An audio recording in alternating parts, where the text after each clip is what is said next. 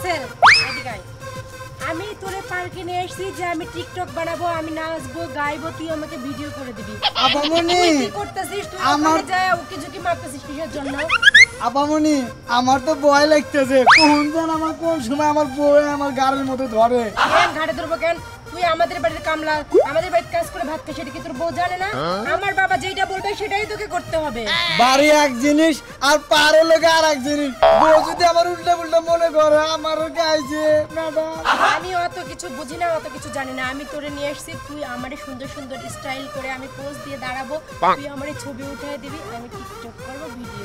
Madam আমার তো গলা শুকিয়ে যেতেছে। গলা শুকিয়ে গেলে পানি খাবি, সমস্যা নেই। ওখানে তো আসার সময় দেখলাম একটা মামা পানি বিক্রি করতেছে, প্রয়োজনে পানি কিনে নিবি, টাকা দেবো আমি, সমস্যা নেই তো। আচ্ছা ঠিক আছে যাওয়াই হবো। আগে কেরেং কেরেং করে সেলফি উঠাই দে, আমি তো পোজ দিয়ে দাঁড়াই। টেরা ফোন দিয়া এটা কোন মেঘ ওইখানে দাঁড়া। ওই এমনি এমনি বেদমু। এই যে আপা তালে দুইটা ছবি উঠাইয়া নন তালে যাই গে। তুই এটা ছবি মানে আজকে সারাদিন তুই আমার সাথে থাকবি। এই নে ওঠা। আজকে তোর জেনে কাম হয়ে গেল। হ্যাঁ তুই এবিতে কামলা দেশ ভালো কথা, ওই বাড়ির মেয়ে নিয়ে ঘুরা লাগবো কি লিগা? হ্যাঁ খাওয়া আজকে এটাও তোমার কাম একটা। ও নো এত বড় সাহস। এই রাসেল তোমার কি হয়েছে? কাজ কাজ হবে না সগা। আর কোয়েন না, ওই মেম্বারের বাড়িতে কামলা দেয় ঠিক আছে, ওই বাড়ির মেয়ে নিয়ে কি লিগে পার্কে আসার লাগবো কত? এটা কোনো কথা? মায়া নেই বগা, হয়তো মায়া ই জোর করছে এই কারণে আইছে। কেন ওই মায়ে জোর করলেই হেরা হার লাগবো? হ্যাঁ কি জানে না হের ঘরে বউ আছে? আরে বুঝো না কেন, কামলা দিলে কথাবার্তা শুনানি নাকি? আরে সব কথা শুনুক, কিন্তু এই মেয়ে নিয়ে পার্কে আসার লাগবো কে? এটা তো আমি মেনে নিব না। আচ্ছা তুমি এটা বুঝো না যাও। আজকে আর খবর আছে।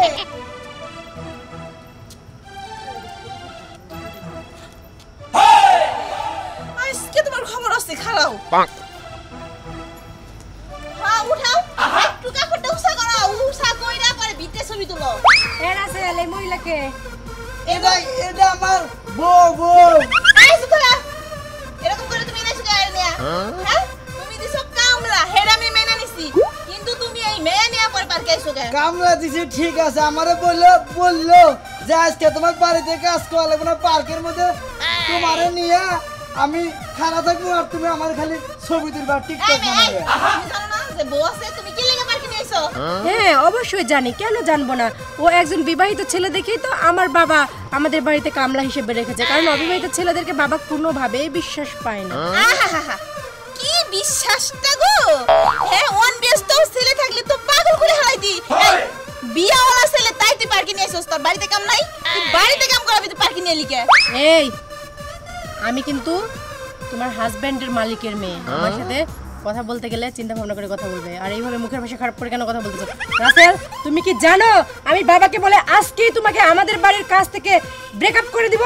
আপনি যা মন চায় তাই করেন গা। আপনার আমি আগেই কইছিলাম যে আমার বউ আইলে বেজার লাগবো, সেই জন্য আমি চারদিকে উকি চুকি দিছিলাম, কিন্তু আপনি তা শুনলেন না। এই শোনা শুনি বাদ বহুত শুনছি, বুঝো নাই? এখন থেকে তুমি বাইতে থাকবা, আর কামলা দেওয়া লাগবো না। আর কামলাই যখন দিবা তুমি পার্কে নিয়ে আইবা কে?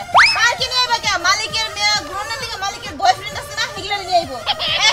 ঠিকই কইছো। এই যে ম্যাডাম আপনার নেন আপনার এই যে, টেলিফোন আমি একটা কথা গেলাম। বলি, এই রাসেল আজকের পর থেকে আমাদের বাড়িতে আর যাবি না, কেমন? যা তোর বউ নিয়ে তোর বাড়িতে থাকবি, না খেয়ে পচে মরবি। আমাদের বাড়িতে আজকের পর থেকে তোর আর কোনো কাজ নেই। ঠিক আছে আল্লাহ আমাকে চালাইবো, যান আপনার সাথে আমার থাকুন লাগবো না। আসো আমরা যাই গে। কি